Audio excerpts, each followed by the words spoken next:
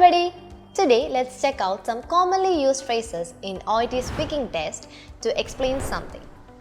Number 1. To put it simply. For example, to put it simply, diabetes is a condition where the body cannot properly regulate blood sugar levels. Number 2. Let me explain that further. For instance, let me explain that further. Physiotherapy helps patients regain their strength and movement after an injury. Number 3. In other words. For example, in other words, a fracture is a broken bone.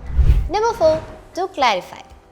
For instance, to clarify, hypertension is high blood pressure which can lead to serious health issues.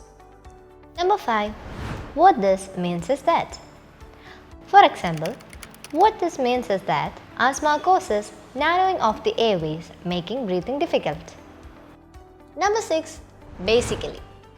For instance, basically, chemotherapy is a treatment for cancer using drugs to kill cancer cells.